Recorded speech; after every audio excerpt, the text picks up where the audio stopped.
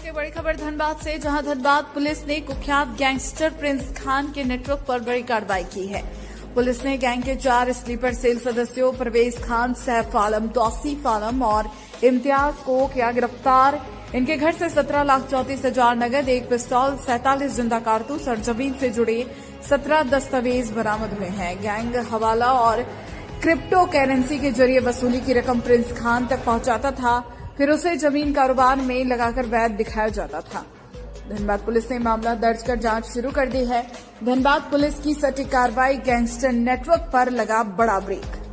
वहीं एसएसपी प्रभात कुमार ने बताया कि प्रिंस खान के गैंग से जुड़े किसी को भी बख्शा नहीं जाएगा। धनबाद की जनता भयमुक्त रहे। गई थी पहले से ही, इसमें लगातार टीम काम कर रही थी। पिछले बार प्रिंस खान गैंग से जुड़े हुए कुछ लोग पकड़ाए थे जो किसी घटना को अंजाम दे रहे थे, लोगों को धमकी दे रहे थे।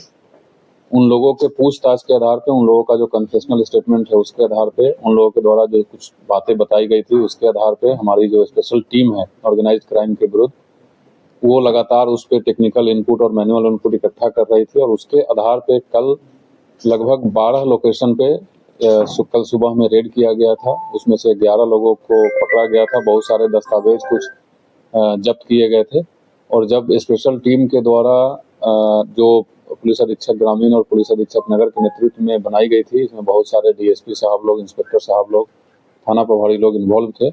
उनके द्वारा जब गहन पूछताछ की गई तो पूछताछ के क्रम में 4 लोग ऐसे पाए गए हैं जिनका डायरेक्ट इन्वॉल्वमेंट है। वो किसी न किसी रूप में गैंग को मदद कर रहे हैं, चाहे वो यहाँ के व्यापारियों का नंबर पहुंचाना हो, पैसा कलेक्ट करना हो रंगदारी का, और पैसा उसको कलेक्ट करके कैसे उसको ठिकाने लगाना है, उसके पास तक कैसे पहुंचाना है, इन सभी चीज़ों में ये 4 लोग इन्वॉल्व हैं। इन 4 लोगों की गिरफ्तारी की गई है और आज इनको न्यायिक हिरासत में भेजा गया है।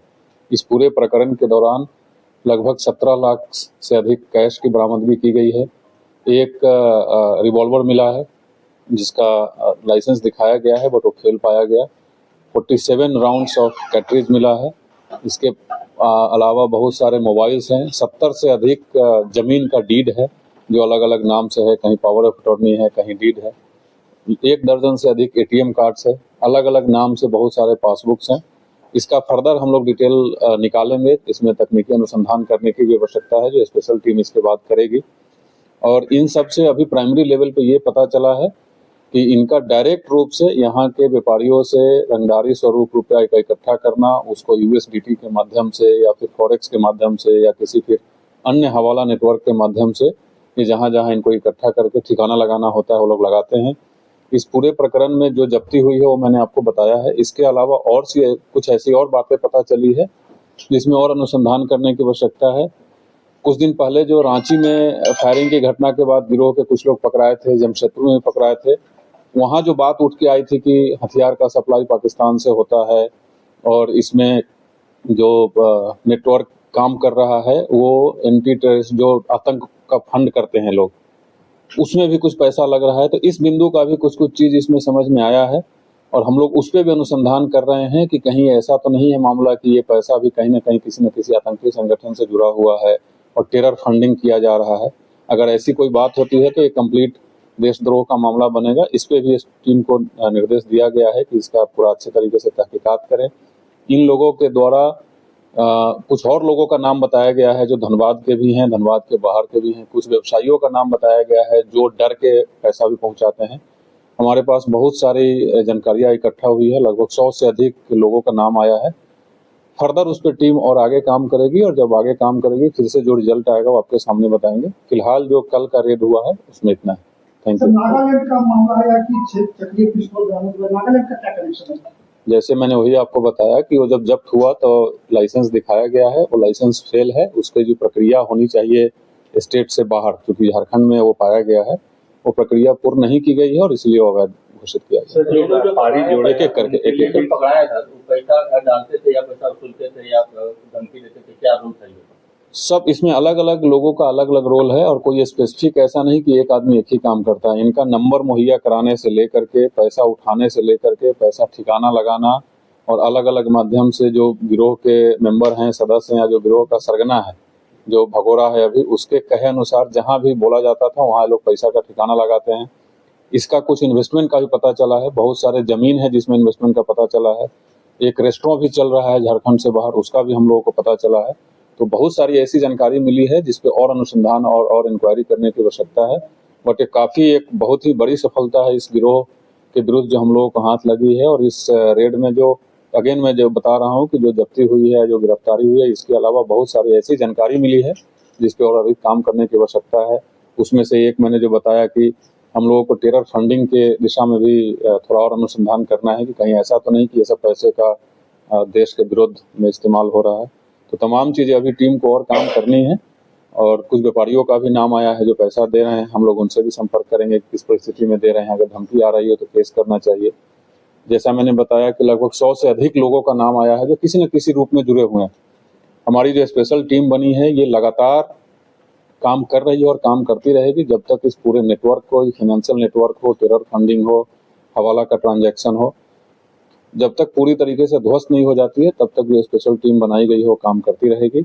और अंत में अगेन मैं आप लोगों के माध्यम से तमाम लोगों को, धनबाद में जितने भी लोग हैं, मैं बताता हूं कि अगर किसी को कभी भी कोई मैसेज या कोई कॉल आता है किसी भी अपराधियों के द्वारा या आपराधिक गिरोह के द्वारा, इमीडिएटली पुलिस तक पहुंचाएं।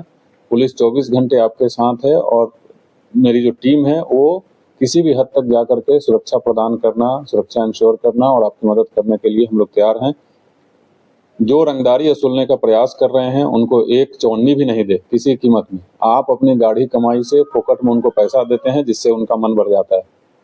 पूरे जनता से मेरा अपील है कि आप लोग एकजुट होइए, हमारा साथ दीजिए और इस तरीके के जितने भी टुटपुजिए क्रिमिनल्स हैं इनको हम लोग जड़ से खत्म कर देंगे आपके सहयोग से। 100 लोगों की के अलावा भी अन्य जिलों के भी ऑफ कोर्स धनबाद के बाहर के भी लोग हैं बट वो सूची में अभी आपको डिटेल में बता नहीं सकता।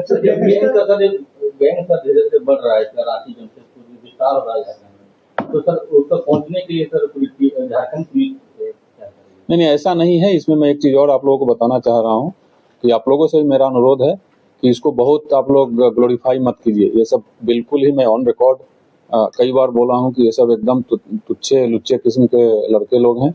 इनको आप लोग ग्लोरीफाई बिल्कुल मत कीजिए। इनका कोई नेटवर्क नहीं है। ये सब भोले भाले जो हमारे नौजवान साथी लोग होते हैं 18 साल 20 साल 22 साल के, वो लोग कभी कभी बहकावे में आकर के इस्तेमाल हो जाते हैं।